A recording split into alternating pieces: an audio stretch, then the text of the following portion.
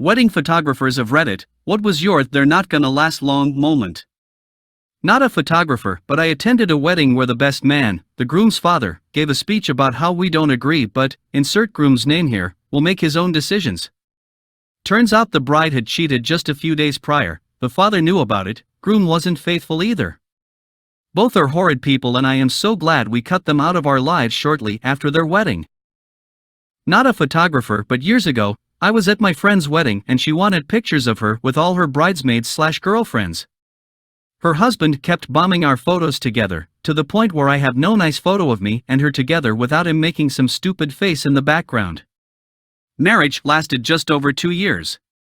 Months after the wedding, she lied to her husband and said she got a pay cut at work when she was actually stashing cash in a separate bank account. She left the divorce paperwork and a letter detailing everything in the bathroom sink and moved the next state over while he was at work. I never figured out why they truly divorced. I had my suspicions. There was a 9-year age gap and they started dating when she was 18 and married when she was 20, as I later got this information from him. He later confessed that he spent the entire day wishing he'd married me instead. We were casual friends, and his bombing of the photos was to make sure he had pictures of me and him all dressed up, even if his ex-wife was in the way.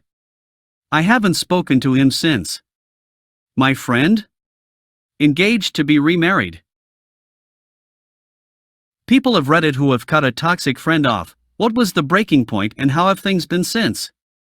I had a friend who only wanted to talk when she had issues, and me being a good person would listen and offer advice. She never took it. She would never ask how I was or if I joined in talking about my problems. She would put me on loudspeaker and go on FB. There's more to it, but would take too long to explain. She stopped speaking to me for months, did this when she started being friends with someone else, so I decided, enough was enough and stopped answering calls etc. 6 months went by and I got a note posted through my door saying she was worried about me and had tried to contact me. She had called twice and texted me a few times. I have severe depression and said she tried to check up on me, actually never asked how I was in those messages. Basically showed up at my house with her mother and had no choice but to speak to her since she was hammering on my door and window. I saw her a fair bit for about 2 months and then, suddenly, she just stopped calling and texting again. I haven't seen her since February last year and I'm happier for it. I've cut our people in my life who have treated me like a doormat and been toxic. Never been happier. I had a best friend since childhood. Over time, our lives just became more and more different. I graduated college, got a real job, relationship, place to myself, etc. He prioritized weed, hanging with friends, video games, etc. I ran out of things to relate to him with. The breaking point was when we were roommates. He was an absolute slob. Never cleaned. The apartment always smelled like weed. Never invited me to do anything but expected me to let him know of my plans. One night, I came home with my girlfriend and my roommate was throwing a whole-ass party at our apartment.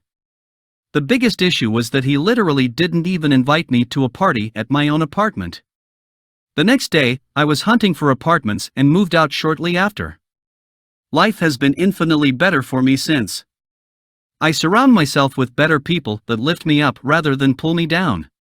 The former friend is still in my circle of friends, so I do see him fairly often, but we will never be as close as we once were, which is for the best.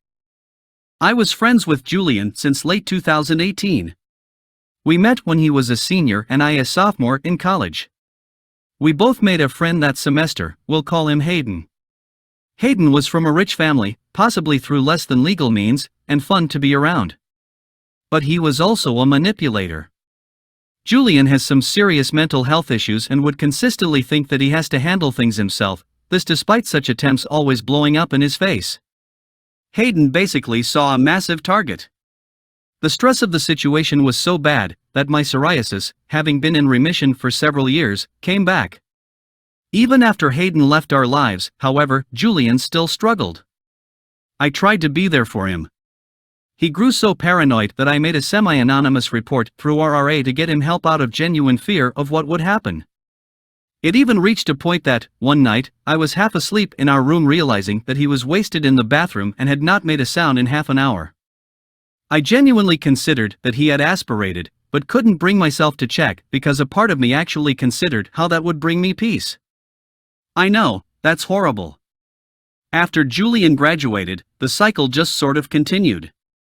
Stressful shit, me trying to help him rationalize. Rinse and repeat. Julian would also periodically try to convince me that my other close friends, J, C, and D, were all scum and I should drop them. This despite him never trying to know them. Eventually, another mutual friend of ours, we'll call him V, showed his real colors as a manipulative narcissist. Conveniently, after Julian helped him get with Julian's GF's sister, V basically needed instructions the same way that Patrick gave to SpongeBob for driving. Started making life hell for both of us, but mostly Julian. It all came to a head a week ago after several months. I tried to reach out to Julian's GF about it since Julian's handle it myself attitude, and some infantilizing of her TBH, led him to never confiding in her before V could plant his seeds of manipulation. Julian freaked out when I told him. Said I ruined everything. Came up with another damage control scheme that involved going NC with me for a while. That caused me to look at things very objectively. So I drafted up a big-ass note condemning our friendship yet wishing him the best, had C, who was pursuing his doctorate in psych, look at it, and then sent it before blocking on Julian.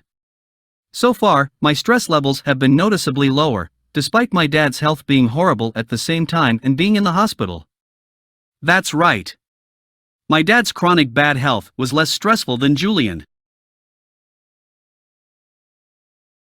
We've known each other since we were 5, childhood besties.